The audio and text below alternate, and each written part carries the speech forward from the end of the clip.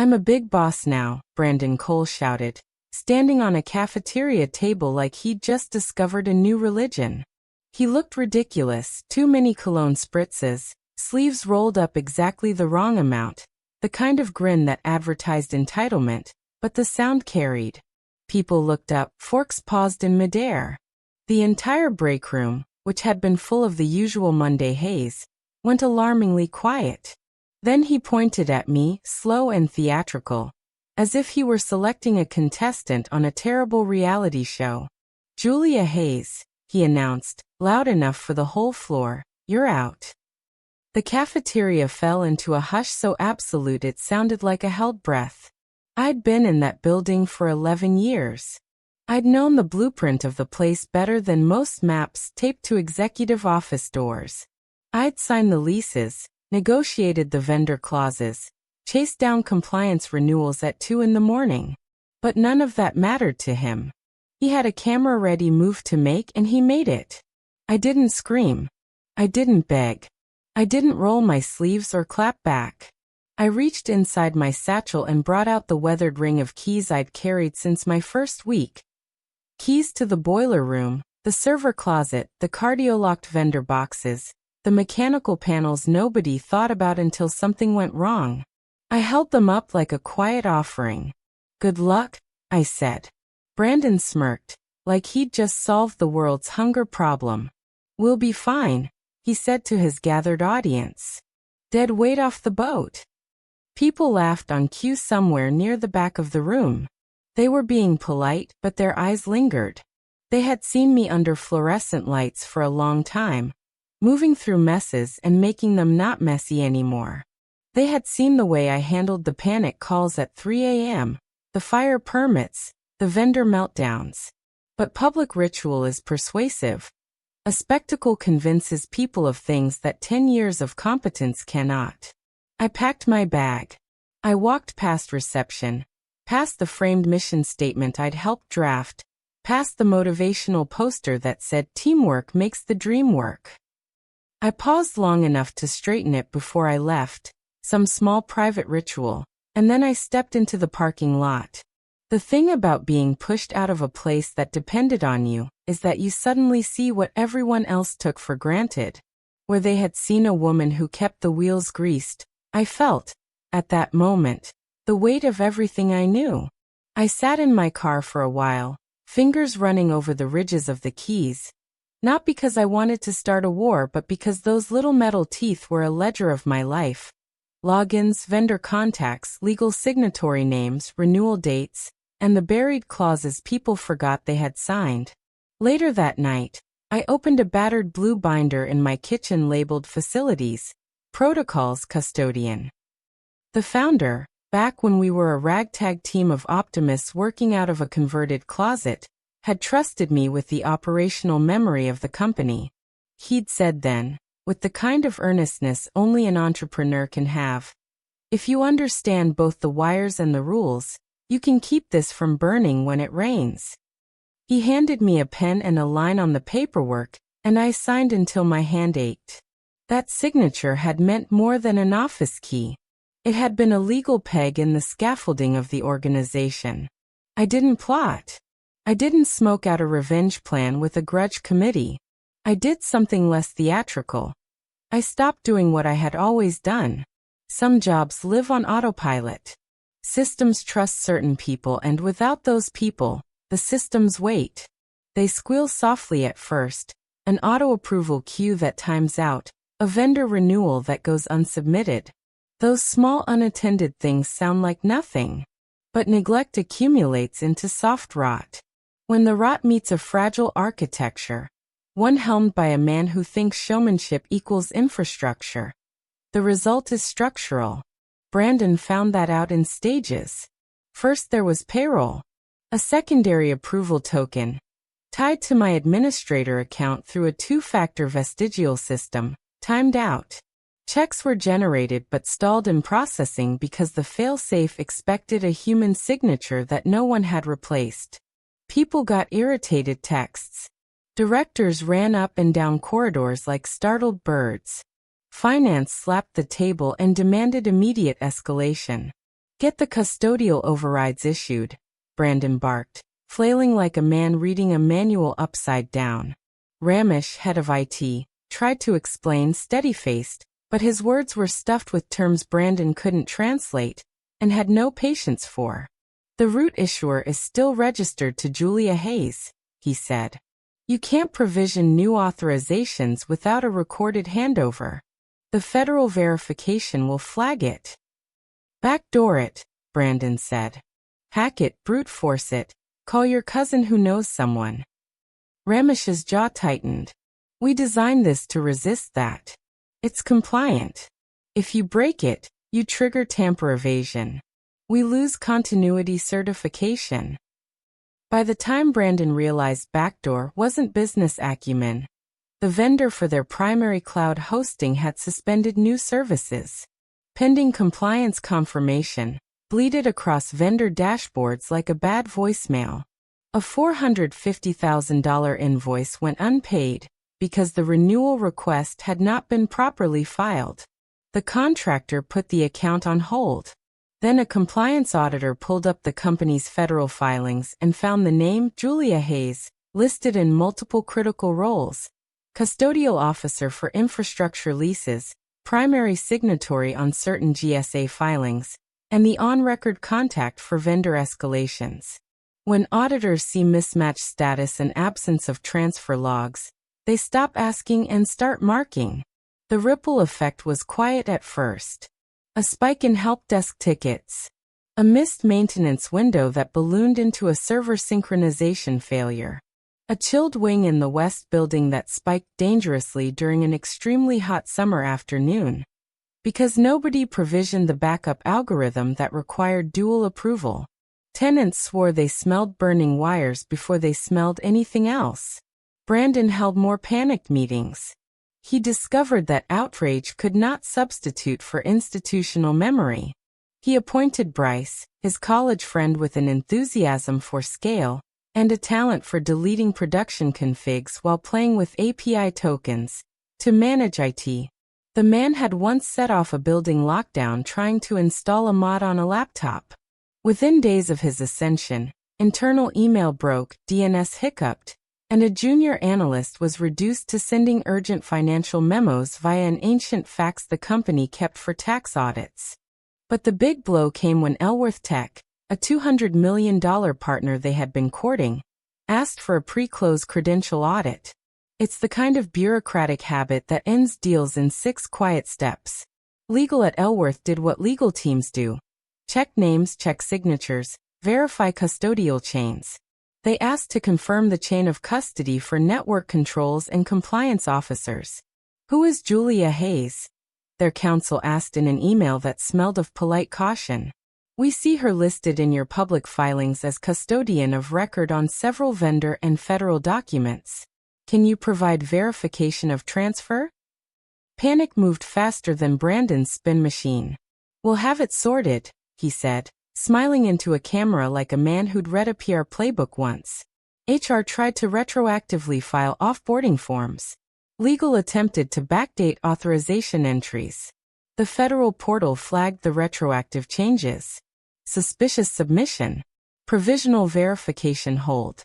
In other words, they'd tripped the kind of trap that is exactly built to catch sloppy exits and forged handovers.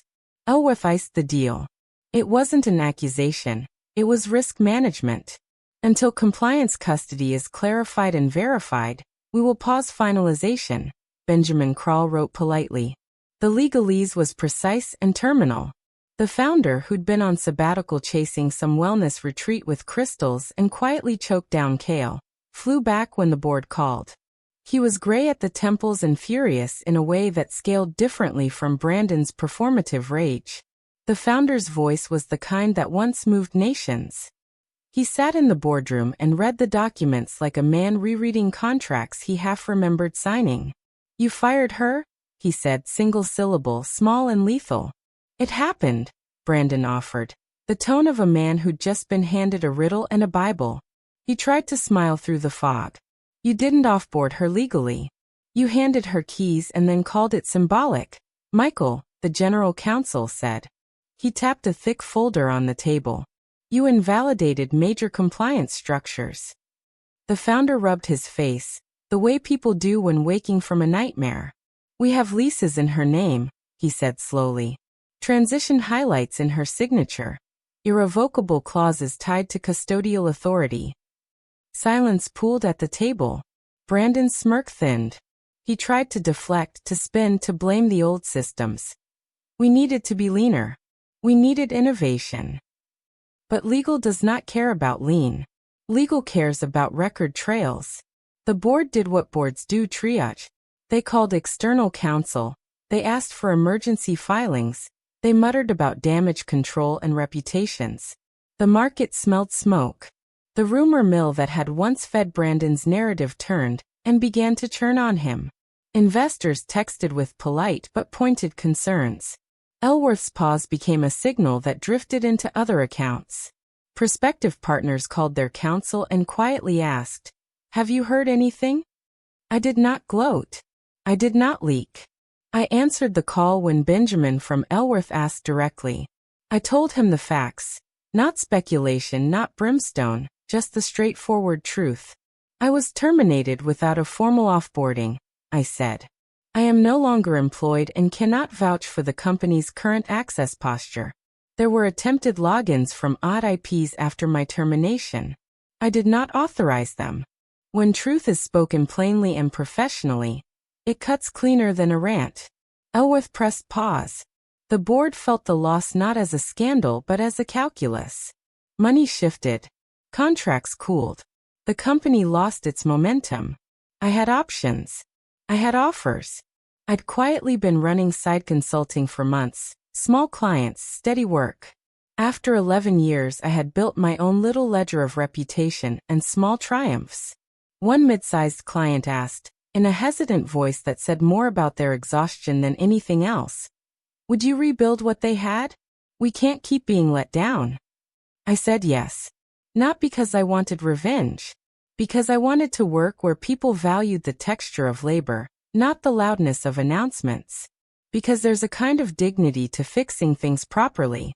I started Hayes Solutions on a Tuesday. Nothing dramatic, no press release. A hand-sewn signboard, a rented fifth-floor office with a view of Halston's gray tower, and a couple of clients who needed steady hands. Within 3 months, Hayes Solutions paid every bill and left me with a sense of clean satisfaction I hadn't felt since Lila's 3rd birthday, when she'd managed to blow out every candle in one furious puff. Brandon didn't manage to recover in the same clean way. The board convened. The founder read the projection spreadsheets and the legal notes and the vendor letters. People who had cheered when Brandon made a show of firing dead weight now asked politely and implacably how the company would replace the certifications his theatrics had invalidated. You can't just promise a handover after you shove someone out publicly and then expect the world to nod, Michael said during one closed session. This is not optics. This is legal control. Under pressure, the board relieved Brandon of his interim CEO title. The man who had roared in the cafeteria was now shivering at the edges of email threads. He wasn't convicted or shamed in a public scandal. Instead, what came was slower. Whispers, missed meetings, a rope of small rejections. A few months later, he left with a terse statement and a small package of severance that could not buy back trust. Meanwhile, Hayes Solutions grew. Word spreads quietly in the world of vendors and operations. People who'd been burned by flashy promises remembered the steady nights when someone stayed on a blinking phone and kept systems intact. Clients need reliability more than a headline. They want someone who knows that the messy work, the things that have to be done on Tuesdays at 2 in the morning when the server hiccups, matters. There are small pleasures when the architecture you built starts to hum under someone else's watch. A compliance audit that finishes with a polite nod instead of the red pen howls. A vendor who on renewal says, "We love your diligence." A client whose CFO texts, "You saved our quarter. Drinks on me." Those are quiet, bright moments, like finding small sunlight on a mostly gray day. But there was a twist, not of my making but beautifully bureaucratic in its own way. One morning, a courier with a thick envelope slid a note under my office door. No logo, only a handwriting that was too neat to be casual. Inside a single line. "Thank you. Your clarity saved our deal." Signed Arkaworth Hendon. It felt ridiculous and lovely at once. The small tokens of a large mess finally resolving. I did not seek revenge. I executed a professional exit strategy crafted by absence and the inconvenient fidelity of institutionally logged reality. When someone asked what I'd done, how I'd handled Brandon, my answer was always the same. I did my job. I told the truth when asked. I kept receipts. The small final scene I like to remember. Months after the collapse, I walked into Halston's lobby because curiosity is a human trait, and because I liked watching the world turn with my own eyes. The receptionist, who had been startled to see me before, looked surprised again. I smiled. I placed a small thing on her counter. The familiar ring of keys. Not as a taunt. Not as a gift. Just a return of something that had been misplaced for a moment in the rush of drama. "I'm just returning some trash," I said, with the same dry half-shrug I'd used 11 years before. The receptionist blinked, and for a second we both saw the whole collapse like a photograph in a paper frame. She asked if she should tell them. I shrugged again. "Tell them," I said. "Tell them to read their filings." And then I left. Revenge, I learned, is often the quiet result of basic competence and patience. When a person who holds essential authority is dismissed without procedural care, the consequences are not poetic. They are structural. They unfold in vendor hold notices, frozen payrolls, and stalled mergers.